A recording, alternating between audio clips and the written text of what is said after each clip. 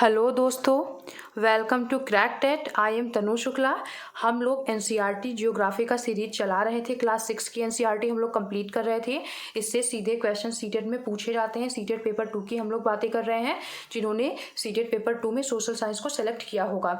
तो हम लोगों ने पहला और दूसरा और तीसरा चैप्टर एनसीईआरटी के क्लास 6 के कंप्लीट किए हैं। और हम लोगों ने पहला जो चैप्टर था उससे क्वेश्चंस जो भी सीटेट में आ चुके हैं और जो भी एनसीईआरटी के बुक में क्वेश्चंस थे वो सब भी हम लोगों ने कंप्लीट किया है। अब हम लोग दूसरे और तीसरे चैप्टर का लॉन्गिट्यूड एंड लेटीट्यूड का देशांतर और अक्षांश से संबंधित क्वेश्चन करेंगे, जो कि एनसीईआरटी के बुक में है। और उसके अलावा जो भी क्वेश्चंस सीटेट में बन चुके हैं। और उसके बाद हम लोग motion of earth, rotation and revolution, पृथ्वी की जो गतियां हैं, घूर्णन और परिक्रमण, उससे भी जितने भी क्वेश्चन सीटेट में बने हैं अभी तक हम लोग उसे कंप्लीट करेंगे। और एनसीईआरटी के भी क्वेश्चन हम लोग कंप्लीट करेंगे। तो अब यहाँ पे आप लोग मेरा ब्रीफ इंट्रोडक्शन देख सकते हैं। और मैंने सीटेट को 3 बार क्वालिफाई किया है। आप मेरा सीटेट 2019 का स्कोर भी देख सकते हैं, फर्स्ट पेपर और सेकंड पेपर दोनों का। और उसके अलावा आप हमारे टेलीग्राम चैनल को ज्वाइन कर सकते हैं, आप हमारे फेसबुक ग्रुप से भी जुड़ सकते हैं, और आप हमें इंस्टा पर भी फॉलो कर सकते हैं। तो अब हम लोग चलते हैं अपने क्वेश्चंस की तरफ। सबसे पहले हम लोग एनसीईआरटी की बुक में जितने भी क्वेश्चंस दिए गए हैं वो हम लोग उसे करेंगे। उसके बाद सीटेट में आए हुए क्वेश्चंस को हम लोग करेंगे। अब हम लोग पहला क्वेश्चन देखते हैं। प्रमुख याम्योत्तर का मान कितना है? प्राइम मेरिडियन का मान कितना होता है? इसे हम प्रधान मध्याह्न भी कह सकते हैं। तो हम लोगों ने देखा था लेक्चर वाले सेक्शन में कि जो ये देशांतर जैसे कि खड़ी खड़ी लाइंस खींची जा रही हैं, तो उसके बीच में एक लाइन थी जो कि पूर्वी गोलार्ध और पश्चिमी गोलार्ध में ग्लोब को बांट रही थी। तो उसके जो बीचों बीच की जो लाइन बांटती है उसे ही हम प्रधान याम्योत्तर, प्रमुख याम्योत्तर या फिर प्राइम मेरिडियन कहते हैं। और इसका मान कितना है? तो इसका मान 0 डिग्री होता है। इसे मैंने आप लोगों को बहुत अच्छे से बताया था वहाँ पे। और अब दूसरा क्वेश्चन है, शीत कटिबंध किसके नज़दीक पाया जाता है? तो हम लोगों ने 3 कटिबंधों के बारे में पढ़ा था। ये भूमध्य रेखा हो गई, जो कि उत्तरी गोलार्ध और दक्षिणी गोलार्ध में ग्लोब को बांट रही है। और इस एरिया में इन दोनों एरिया में उष्ण कटिबंध पाया जाता है। और उसके बाद उत्तरी गोलार्ध में, अगर हम उत्तरी गोलार्ध की बात करें तो कर्क रेखा और उत्तरी ध्रुव वृत्त के बीच में शीतोष्ण कटिबंध पाया जाता है। और अगर यहाँ पे दक्षिण के सेंस में बात करें तो मकर रेखा और दक्षिणी ध्रुव वृत्त के बीच में शीतोष्ण कटिबंध पाया जाता है। और शीत कटिबंधों की अगर हम बात करें तो इस एरिया में उत्तरी ध्रुव वृत्त और ध्रुवों के बीच में शीत कटिबंध का एरिया पाया जाता है। तो हम इसमें आंसर क्या मार्क करेंगे? यहाँ पे हम लोग ध्रुवों की नज़दीक पाया जाता है, ऐसा ये आंसर हम लोग मार्क करेंगे। पोलर रीजन में शीत कटिबंध पाया जाता है, क्योंकि वहाँ पे सूर्य की जो किरणें पड़ती हैं, हम देख सकते हैं ये सूर्य है तो सूर्य की किरणें यहाँ पे तिरछी पड़ रही हैं, तो यहाँ पे ज़्यादा ठंड हो जाती है। तो शीत कटिबंध किस एरिया में पाया जाता है? तो ध्रुवों वाले एरिया में, पोलर रीजन में पाया जाता है। उसके बाद जो नेक्स्ट क्वेश्चन है वो कह रहा है कि देशांतरों की कुल संख्या कितनी है? तो हम लोगों ने देखा था देशांतर को, ये है एक लाइन, प्रधान याम्योत्तर प्राइम मेरिडियन लाइन है, जो कि ग्लोब को पूर्वी गोलार्ध और पश्चिमी गोलार्ध में बांट रही है। इसके इस साइड में, मतलब वेस्ट साइड में 180 लाइन्स हैं और ईस्ट साइड में भी 180 लाइन्स हैं। और तो हम दोनों को जोड़ देंगे तो देशांतर की जो कुल संख्या हो जाएगी वो 360 डिग्री हो जाएगी। अब हम लोग अगले पेज पर चलते हैं, अगले स्लाइड पर चलते हैं। जो हमारा अगला क्वेश्चन है वो क्या कह रहा है? दक्षिणी ध्रुव वृत्त स्थित है। तो दक्षिणी ध्रुव वृत्त की बात करेंगे तो दक्षिण गोलार्ध में स्थित होगा। ये तो काफ़ी कॉमन सेंस वाला क्वेश्चन था, इसमें कुछ सोचना भी नहीं था हम लोगों को। और ग्रिड किसका जाल है? तो ग्रिड कैसे बनता है? ग्रिड की स्ट्रक्चर कुछ इस तरीके से होती है। और तो जो ग्लोब होता है उस पर ये जो लाइन है वो देशांतर हो गया और ये जो लाइन है वो अक्षांश हो गया। तो जो ग्लोब होता है वो इन्हीं लाइन से मिलकर बना होता है। तो ग्रिड यहाँ पे किसका जाल है? तो अक्षांश या समांतर रेखाओं और देशांतरी याम्योत्तर रेखाओं का जो जाल होता है उसे हम ग्रिड कहते हैं। कर्क रेखा और मकर रेखा से तो ग्रिड बनेगा नहीं। कर्क रेखा यहाँ बन रही है, मकर रेखा यहाँ बन रही है, तो उससे तो बनेगा नहीं। और उत्तरी ध्रुव और दक्षिणी ध्रुव, मतलब इसका कोई मतलब ही नहीं है इन सारे ऑप्शंस का। तो जो हमारा आंसर बन रहा है वो पहला बन रहा है। अब हम लोग नेक्स्ट चैप्टर वाले क्वेश्चन पे चलेंगे, जो कि पृथ्वी की गतियों से संबंधित होगी। अब हम लोग उस पर चलते हैं और उसके एनसीईआरटी से संबंधित क्वेश्चन को करते हैं। और उसके बाद हम लोग सीटेट में आए हुए क्वेश्चन को करेंगे दोनों चैप्टर में। अब हम लोग एनसीईआरटी के चैप्टर 3 के क्वेश्चन पर पहुंच चुके हैं। पृथ्वी की गतियां, मोशन ऑफ अर्थ के पहले क्वेश्चन को अगर देखें कि जो कि एनसीईआरटी के बुक में दिया गया है क्वेश्चन, तो जो पहला क्वेश्चन है, पृथ्वी की सूर्य के चारों ओर की गति को हम क्या कहते हैं। जैसे कि ये सूर्य हो गया और ये एक लाइन, मतलब ये मार्ग हो गया जिसपे कि पृथ्वी घूम रही है, तो इस गति को हम क्या कहते हैं। तो इस गति को हम परिक्रमण कहते हैं। और पृथ्वी जब अपने ही अक्ष पर घूम जाती है तो उसे हम घूर्णन कहते हैं। जब वो सूर्य के चारों तरफ घूमती है तो उसे हम परिक्रमण या रिवॉल्यूशन कहते हैं। और उसके बाद सूर्य की सीधी किरणें विषुवत वृत्त पर किस दिन पड़ती हैं। तो हम लोगों ने देखा था कि साल में ऐसे 2 दिन आते हैं जिस दिन सूर्य की जो किरणें होती हैं वो सीधे विषुवत वृत्त पर पड़ती हैं। तो वो एक दिन होता है 21 मार्च और दूसरा तो जो दिन होता है वो 23 सितंबर होता है। इसे मैंने लेक्चर में बहुत अच्छे से बताया था। उसके बाद जो थर्ड क्वेश्चन है, गर्मी में क्रिसमस का पर्व कहाँ पर मनाया जाता है। तो हम लोगों ने देखा था कि हम लोगों ने क्रिसमस किस दिन मनाया जाता है। तो 25 दिसंबर को मनाया जाता है। क्रिसमस दिसंबर में मनाया जाता है और उत्तरी गोलार्ध में दिसंबर में ठंडी होती है और जो दक्षिणी गोलार्ध होता है वहाँ पे दिसंबर में गर्मी होती है। तो हमें ढूंढना है कि इसमें से दक्षिणी गोलार्ध का कंट्री कौन सा है। तो जो यहाँ पे जो कंट्री है वो ऑस्ट्रेलिया जो है वो दक्षिणी गोलार्ध में है और ऑस्ट्रेलिया में गर्मी में क्रिसमस मनाया जाता है। और उसके बाद जो चौथा क्वेश्चन है, ऋतुओं में परिवर्तन पृथ्वी की किस गति के कारण होता है। यहाँ पे ऋतु परिवर्तन की बात की गई है, मौसम परिवर्तन की बात की गई है, वेदर चेंज की बात की गई है। तो पृथ्वी की किस गति के कारण होता है, तो वो परिक्रमण गति के कारण होता है, रिवॉल्यूशन के कारण होता है। तो इसे हम लोगों ने लेक्चर में बहुत अच्छे से देखा था। मैंने सारी चीज़ों को बहुत अच्छे से वहाँ पे बताया भी था। और उसके अलावा अगर यहाँ पे बात होती कि मौसम में परिवर्तन की बात है तो परिक्रमण हो गया, लेकिन अगर दिन और रात की बात होती कि दिन और रात जब होता है तो पृथ्वी की किस गति के कारण होता है, तो वहाँ पर हम घूर्णन लगाते।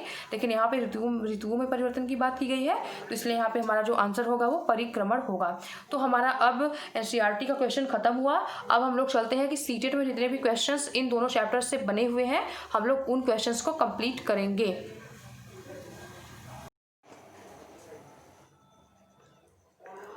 तो अब हम लोग क्वेश्चंस देखते हैं।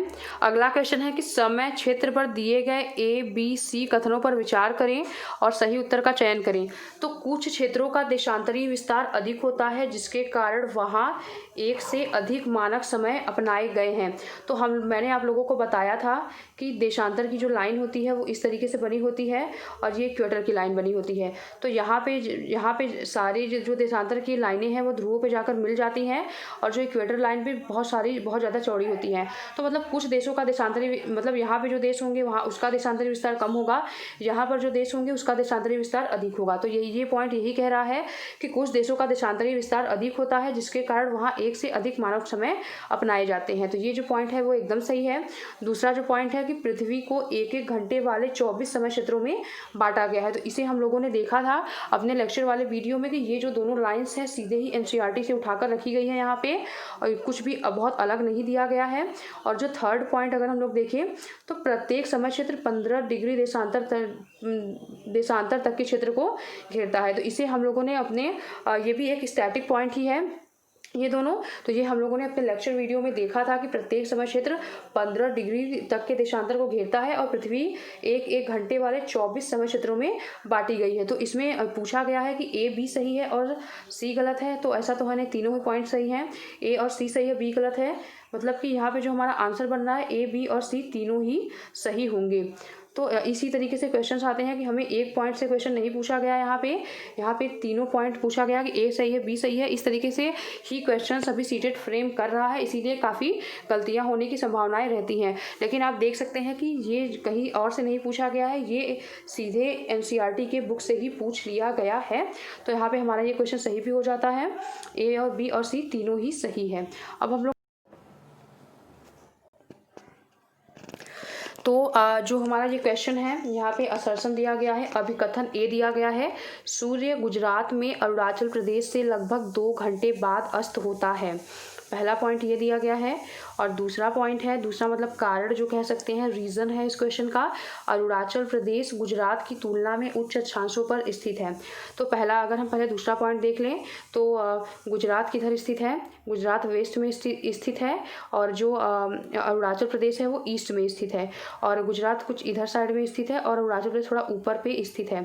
तो ये पॉइंट तो बिल्कुल सही है कि अरुणाचल प्रदेश गुजरात की तुलना में उच्च अक्षांशों पर स्थित है। ये पॉइंट तो रीज़न सही है। लेकिन अभिकथन ए जो है वो कह रहा है कि सूर्य गुजरात में अरुणाचल प्रदेश से लगभग 2 घंटे बाद 2 घंटे बाद अस्त होता है, लगभग 2 घंटे बाद अस्त होता है। तो इसको मैं आप लोगों को बताती हूँ कि भारत का जो देशांतरी विस्तार है, भारत का जो देशांतरी विस्तार है वो 30 डिग्री ईस्ट तक है, और उसके बाद सूर्य की जो किरणें होती हैं एक देशांतर को पार करने में, जो ये सूर्य की किरणें होती हैं एक देशांतर को पार करने में कितना समय लेती हैं, हम लोगों ने देखा था कि एक देशांतर को पार करने में 4 मिनट का समय लेती हैं। तो अगर हम 30 डिग्री, भारत का विस्तार 30 डिग्री तक है और एक देशांतर को पार करने में 4 मिनट का समय ले रही है, तो अगर हम इसको गुणा कर देंगे तो 120 मिनट हो जाएगा। तो 120 मिनट मतलब कि 2 घंटा। तो इसलिए हमें ये समझ में आता है कि जो the sun sets in Gujarat about 2 hours after Arunachal Pradesh, सूर्य गुजरात में अरुणाचल प्रदेश से लगभग 2 घंटे के बाद अस्त होता है। तो ये कथन एकदम सही है, क्योंकि पृथ्वी जो है वो वेस्ट से ईस्ट की तरफ घूमती है, तो इसलिए अरुणाचल प्रदेश में सूर्य जो होता है हमें पहले दिखाई देता है, और जबकि गुजरात में 2 घंटे के बाद दिखाई देता है। तो मुझे लगता है आप लोगों को समझ में आया होगा ये जो मैंने एक्सप्लेन किया है। और अब हम इसके आंसर पे पहुंचते हैं कि ये जो दोनों, इसका आंसर बन क्या रहा है। ए और आर दोनों कथन सत्य हैं, कथन तो दोनों सत्य हैं, और आर जो है ए को स्पष्ट करता है। तो आर जो है वो ए को स्पष्ट नहीं कर रहा है, क्योंकि ये एकदम अलग बात कही गई है और ये एकदम अलग बात। तो दोनों ही सही है, लेकिन यहाँ पे उच्च अक्षांशों पर स्थित होने की बात कही है। तो जो आर है वो ए को स्पष्ट नहीं कर रहा है, इसलिए जो इसका आंसर बनेगा वो बी बनेगा।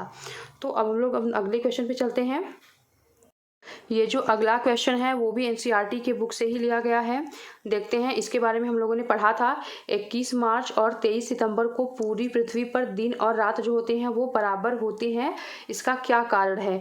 तो हम लोग कारण देखते हैं इसका, कि सूर्य की किरणें विषुवत वृत्त पर सीधी पड़ती हैं। हमें पता है कि साल में ऐसे 2 दिन आते हैं जब विषुवत वृत्त पर सूर्य की सीधी किरणें पड़ती हैं, और वो जो दिन होते हैं वो 21 मार्च और 23 सितंबर का दिन होता है। और इस स्थिति में सूर्य की इस स्थिति में कोई भी ध्रुव सूर्य की ओर झुका हुआ नहीं होता है। हम लोगों ने इसे लेक्चर वाले वीडियो में भी देखा था कि विषुवत वृत्त पर सूर्य की सीधी किरणें पड़ती हैं 21 मार्च और 23 सितंबर को, और इस स्थिति को हम विषुव कहते हैं, जब दिन और रात बराबर होते हैं और सूर्य जो, और कोई भी ध्रुव ना कि उत्तरी ध्रुव और ना ही दक्षिणी ध्रुव सूर्य की तरफ झुका हुआ होता है। तो जो इसका आंसर है वो पहला ही हो जाएगा। और उसके बाद यहाँ पे अब ये आंसर क्यों नहीं होंगे ये भी देख लेते हैं, कि सूर्य की जो किरणें होती हैं वो कर्क रेखा पर सीधी पड़ती हैं। तो कर्क रेखा पर सीधी जब पड़ती हैं तो वो 21 जून का दिन होता है। और उसके बाद सूर्य की जो किरणें होती हैं वो विषुवत वृत्त पर सीधी पड़ती हैं, और इस स्थिति में एक ध्रुव का झुकाव सूर्य की ओर होता है। तो यहाँ पे किसी भी ध्रुव का झुकाव सूर्य की ओर नहीं होता, इसलिए ये भी ऑप्शन कट जाता है। और अगला ऑप्शन है, सूर्य की किरणें मकर रेखा पर पड़ती हैं, तो मकर रेखा पर 22 दिसंबर को पड़ती हैं, ना कि 21 मार्च और 23 सितंबर को। जो हमारा आंसर बन रहा है इस क्वेश्चन का वो क्या बन रहा है, कि सूर्य की जो किरणें होती हैं वो विषुवत वृत्त पर सीधी पड़ती हैं, और इस स्थिति में कोई भी ध्रुव सूर्य की ओर झुका हुआ नहीं होता है। पहला आंसर सही हो जाएगा। अब हम लोग चलेंगे अगले क्वेश्चन की तरफ। तो अब हम लोग अगले क्वेश्चन पे पहुंच चुके हैं। अपने कक्षीय समतल पर पृथ्वी के अक्ष का झुकाव कोण क्या है। तो यहाँ पे मैं आप लोगों को बता दूं, इस पे 2 क्वेश्चन बन सकते हैं कि पृथ्वी अपने कक्षीय मतलब पृथ्वी जो झुकी हुई है अपने अक्ष पर, अगर बस ऐसे पूछता कि पृथ्वी अपने अक्ष पर कितना झुकी हुई है, तो उसका जो आंसर होता वो 23.5 डिग्री होता। लेकिन यहाँ पे पूछा गया है कि पृथ्वी के अक्ष का झुकाव कोण क्या है, झुकाव का कोण। तो झुकाव का जो कोण है वो 66.66 डिग्री है। और इसी झुकाव के कारण ही जो पृथ्वी अपने अक्ष पर 23.5 डिग्री झुकी हुई है और जिसकी वजह से 66.66 डिग्री का कोण बनता है, इसी झुकाव के कारण ही ऋतु परिवर्तन होता है और दिन रात छोटे और बड़े भी होते हैं। तो अपने कक्षीय समतल पर पृथ्वी के अक्ष का झुकाव कोण की बात की गई है, इसलिए यहाँ पे जो आंसर बन रहा है वो 66.66 डिग्री बन रहा है।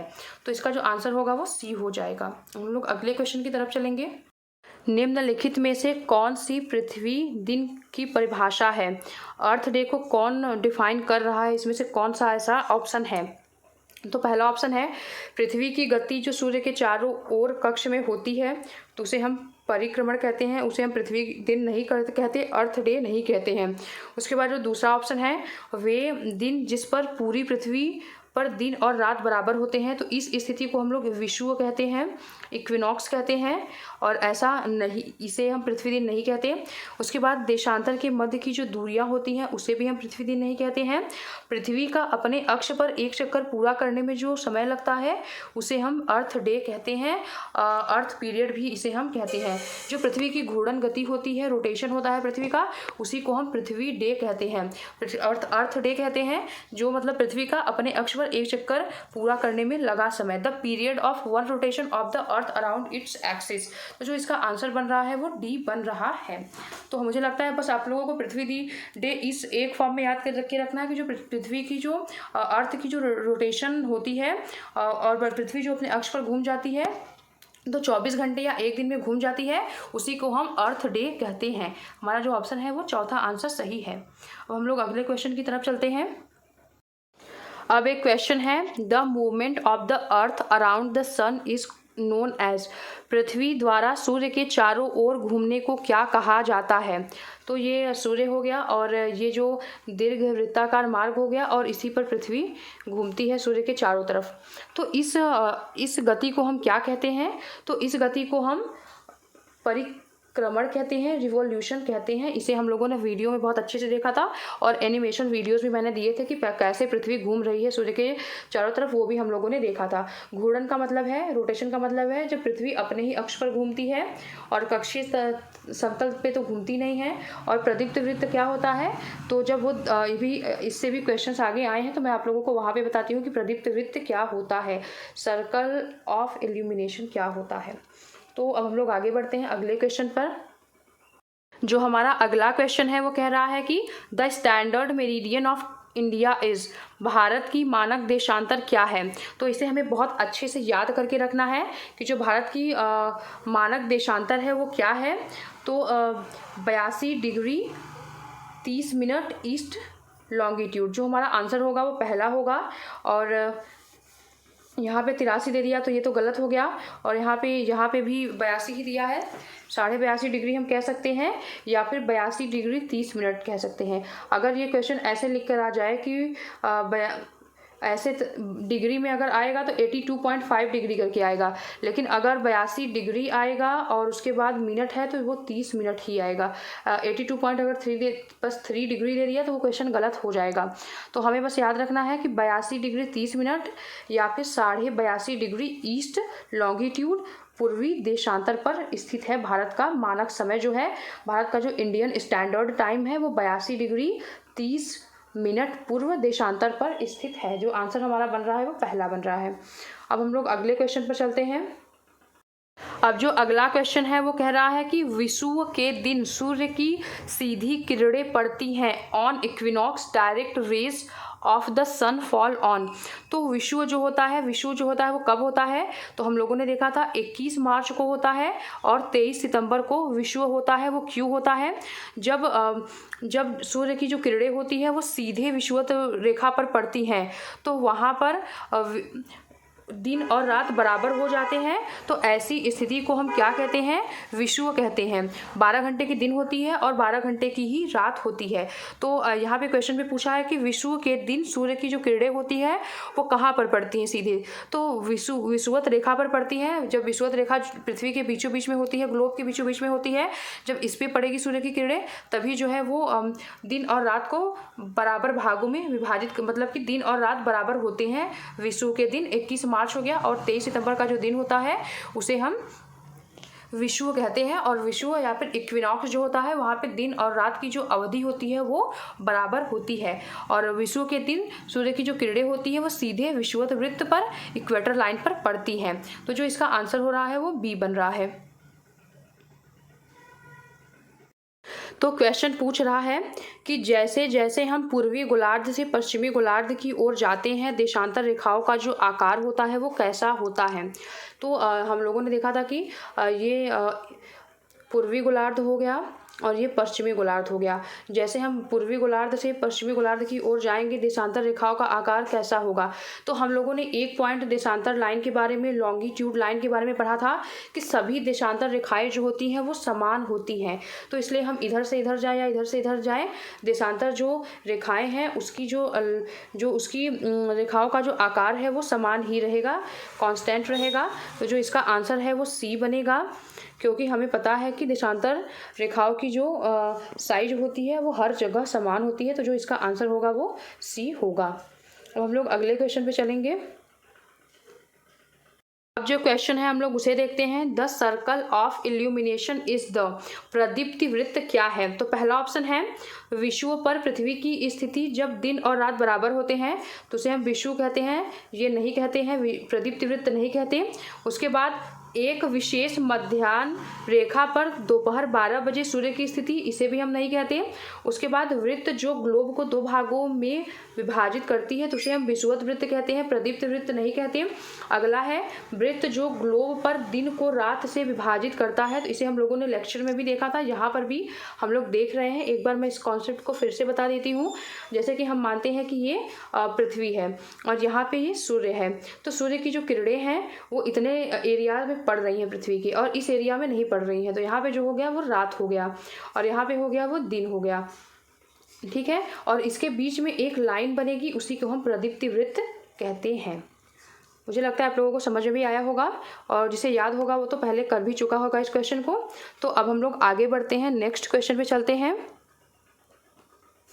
एक इतना इजी क्वेश्चन भी सीटेट में पूछ लिया गया है, तो हम लोग अब उसे भी देखते हैं। पारंपरिक रूप से चिन्हित ए को कौन सी दिशा दर्शाई गई है। तो ये ईस्ट होता है, ये वेस्ट होता है, ये नॉर्थ होता है। अगर ये नॉर्थ होता है और ये साउथ होता है, तो अगर हम देखें तो ए की बात कर रहा है, तो यहाँ पे ए जो है वो पश्चिम दिशा है, वेस्ट की दिशा है। तो यहाँ पे जो आंसर बन रहा है वो बी बनेगा, वेस्ट। तो ऐसे भी क्वेश्चंस कभी कभी पूछ ले जाते हैं जो कि काफ़ी इजी हैं। तो हमें बस इतना ही याद रखना है कि यहाँ ईस्ट है, यहाँ वेस्ट है, यहाँ नॉर्थ है और यहाँ पे साउथ है। तो अब हम लोग अगले क्वेश्चन पे चलते हैं। तो अब हमारा जो अगला क्वेश्चन है वो है, निम्नलिखित कथनों में से कौन सा कथन पृथ्वी की स्थिति के संबंध में सही है। तो अब हम लोग पहला पॉइंट अगर देखें तो पृथ्वी की अक्ष एक काल्पनिक रेखा है। तो हम लोगों को पता है कि जो ग्लोब है वो भी काल्पनिक है और इस पे जितनी भी लाइंस बनाई गई हैं वो भी काल्पनिक है, और जो पृथ्वी का अक्ष है वो भी काल्पनिक है, काल्पनिक ही है। तो यहाँ पे जो कहा गया कि पृथ्वी की अक्ष एक काल्पनिक रेखा है, यहाँ पे तो सही है बात। जो इसके कक्षीय समतल से 66.5 डिग्री का कोण बनाती है, तो ये बात तो बिल्कुल परफेक्ट कही गई है यहाँ पे कि जो कक्षीय समतल से ये 66.5 डिग्री का कोण बनाती है। ये पॉइंट तो यहाँ पे सही हो गया। लेकिन दूसरा पॉइंट देखते हैं क्यों सही नहीं हुआ, कि पृथ्वी की अक्ष एक काल्पनिक रेखा है, ये तो सही है, लेकिन जो इसके कक्षीय समतल से 23.5 डिग्री का कोण बनाती है, तो 23.5 डिग्री का कोण नहीं बनाती है, वो 23.5 डिग्री अपने अक्ष पर झुकी हुई है। तो ये पॉइंट तो यहाँ पे गलत हुआ, और यहाँ पे वास्तविक दे दिया इसलिए ये गलत हुआ, यहाँ पे वास्तविक दे दिया तो इसको तो पढ़ने की जरूरत भी नहीं थी हमें ऑप्शन, क्योंकि पृथ्वी की जो अक्ष है वो एक काल्पनिक रेखा है। ये बात जो है वो बिल्कुल सही है कि जो इसके कक्षीय समतल से 66.5 डिग्री का कोण बनाती है। तो हमारा जो पहला पॉइंट है वो सही होता है इस तरीके से। तो अब हम लोग आगे बढ़ते हैं, नेक्स्ट क्वेश्चन की तरफ चलेंगे। जो अगला क्वेश्चन है वो कह रहा है, ऋतुएं निम्नलिखित में से किस कारण से होती हैं। तो जो मौसम जो बदलता है वो किस कारण से बदलता है।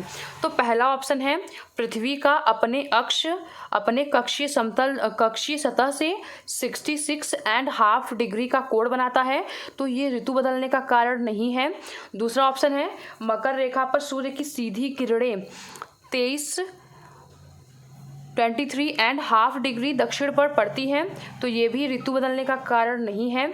उसके बाद पृथ्वी का परिक्रमण और एक ही दिशा में अपने अक्ष का झुका होना, तो हम लोगों ने बात किया था कि जो पृथ्वी की परिक्रमण होती है, परिक्रमण गति होती है, और उसके कारण ही मौसम बदलते हैं, ऋतुएं बदलती हैं।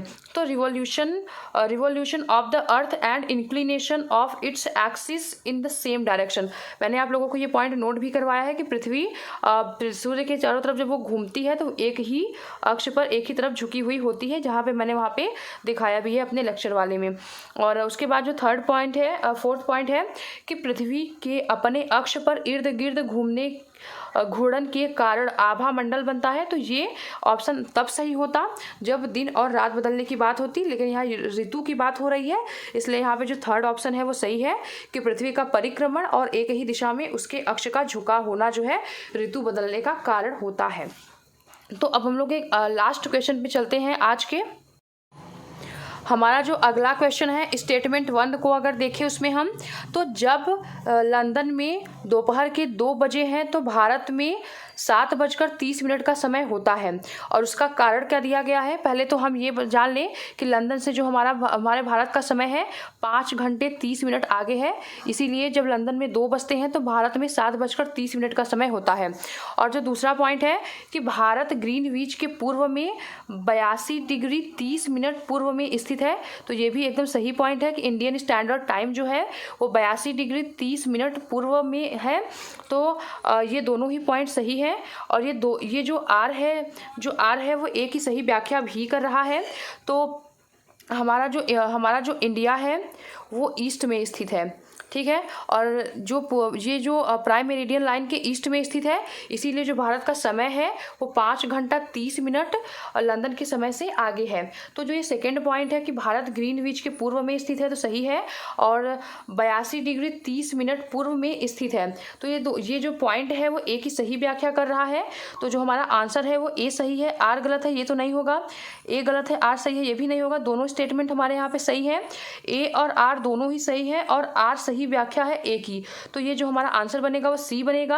आर, ए और आर दोनों सही है, परंतु आर सही व्याख्या नहीं है ए की, तो ये गलत है। तो हमारा जो आंसर यहाँ पे बन रहा है वो थर्ड बन रहा है। तो हमारा जो आज का क्वेश्चन है वो यहीं पे खत्म होता है।